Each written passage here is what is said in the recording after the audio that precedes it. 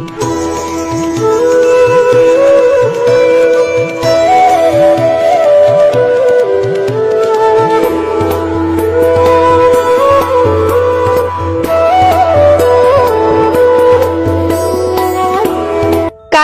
रंग तोड़ीर शेष स्पर्श प्रभु विघ्नहर्ता मूर्ति आउ मात्र 2 दिन रहिला प्रभु विघ्नहर्ता श्री गणेशंकर पूजा से सबुठी भक्तिमय परिवेश।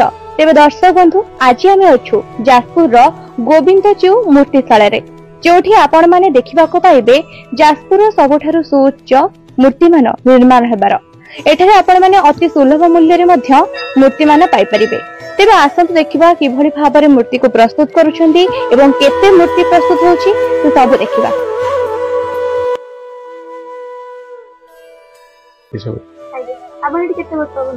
मुझे 5-6 वर्ष है नब एथर ऑर्डर भी देछि एथर भी से गोटे बड़ मूर्ति भी करछंती।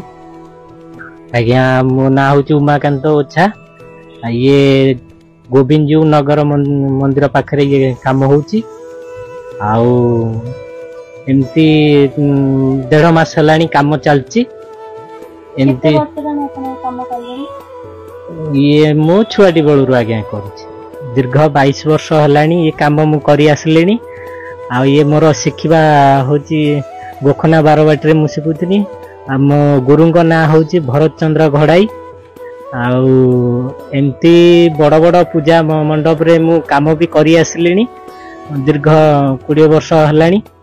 जाजपुर बड़ बड़ मूर्ति एठी तैयारी होता है एठू तैयारी होकी पूजा मंडप को जाई थाए। मूर्ति आमर छोट बड़ साइज नहीं कि रेट रोची आपण छांचपिटा मूर्ति 200 टंका रु आरंभ करी बड़ मीडियम रही 7,000-8,000 एमती कि 15,000-16,000 पर्यंत बड़ मूर्ति रेट रही।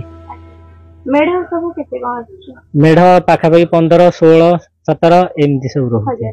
आज्ञा केते प्राय मेढ़ जो मूर्ति हुए गणेश एठी प्राय 20-25 मेढ़ हुए छोट बड़ मिसई के आउ छोट मूर्ति 50-100 बढ़िया हुए। की मिसई करंती केते जण आमे प्राय 4-5 जण बढ़िया अछु एठी। आगे केबे तो काम आरंभ करले प्राय तो 1.5 मास हलानी काम चलछि।